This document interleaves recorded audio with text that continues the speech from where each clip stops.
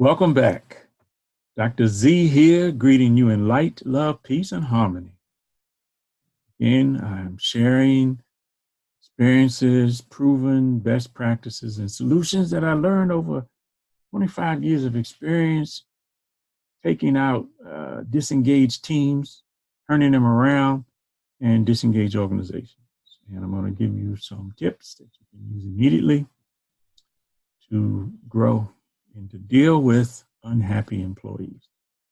Today, we're going to talk about 3 root causes of job misery. Have you ever felt job misery yourself? Or have you known somebody who hated their job? Yes? Thank you. Well, I know somebody who used to be that way. It was me. I've had few jobs that I hated.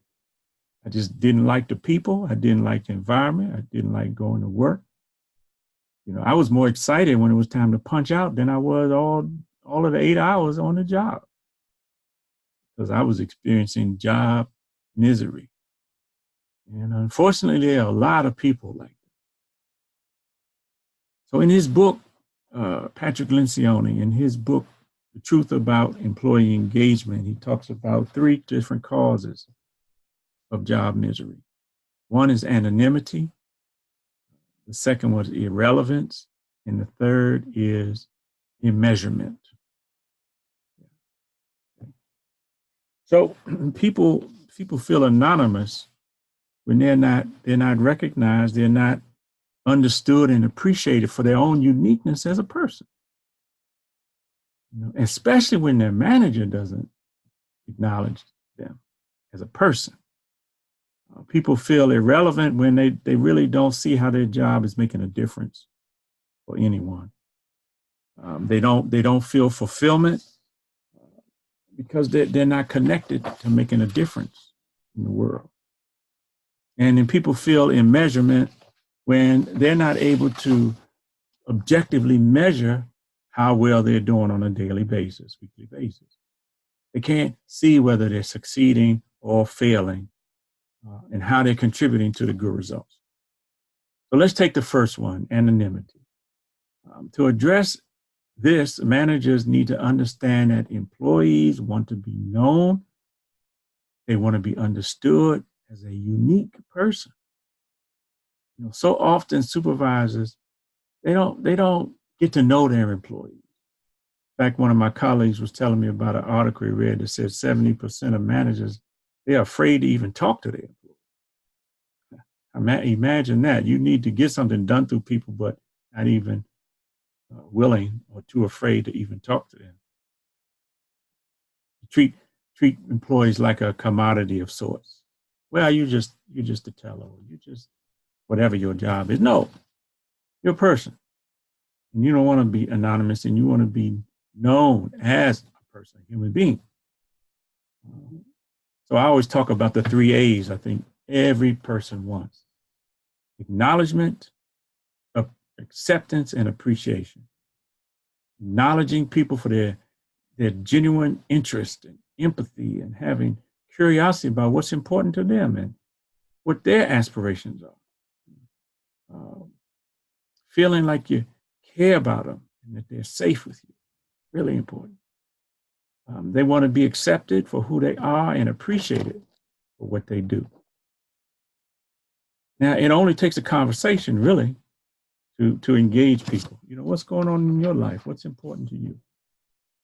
And, some people will be more forthcoming and some people won't. But those that you can connect with by asking them questions about themselves and their interests going to improve the communication. In fact, your relationship will change because once you have a different conversation with someone, then you all can't be the same together. All right, the second cause of job misery is irrelevance. Everybody wants to feel needed and a sense that they are making a difference. They're contributing to the lives of people in a positive way. So to avoid misery, we want to know that we're helping people, we're helping others. So you establish this by just asking, who are you helping in your work? Who depends on you? Who are you who are you helping? And the answers to these questions are usually going to be some internal or external customer. And at the very least, as a manager, you need to let your people know how important they are to you and how they help you and your family.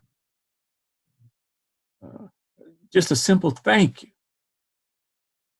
consistently, and maybe some expressions of thank you, a handwritten note every now and then, a cup of coffee or whatever, something to acknowledge them and let them know how important they are to you and how they're helping you and making a difference and why their work matters to the whole. And then the third cause is immeasurement. And so in order to deal with that, we have to assess their success on the job. Have some clarity about how they're succeeding, how they're contributing, some objective measure of their progress and contribution on a regular basis.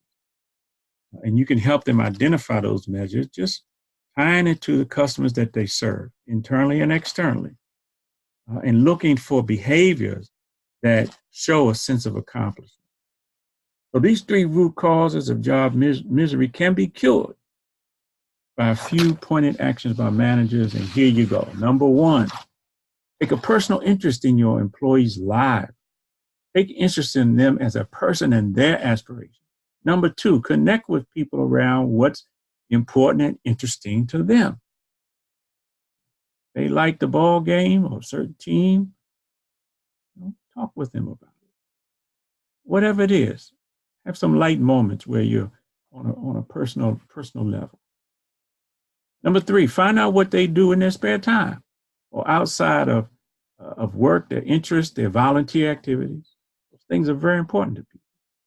Maybe what they're doing at church, how they're, volunteering for the Little League, or maybe their children play soccer.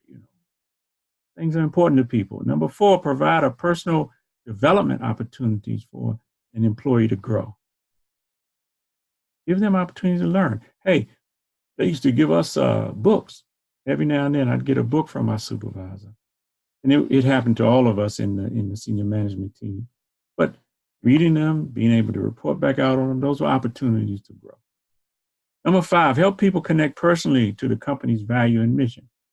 Includes giving them a sense of how they make customers more successful, including their coworkers and you as their supervisor. Number six, help an employee discover an objective way to measure their individual contribution and effectiveness on a daily basis.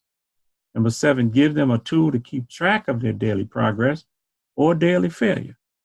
And then number eight, provide an opportunity for them to report that progress individually to you as well as to the team. So those are some things. We hope you get some benefit. You try these things, it will work, they'll help you. So we'll see you tomorrow. I thank you for your time here. We'll see you tomorrow. I'll be here for the next 3 days, educating on how you and your team and organization can engage to reset happiness in the workplace. I thank you very much for your time. Join me tomorrow during your lunch period. I'm going to talk about how to create trust in teams. Thank you.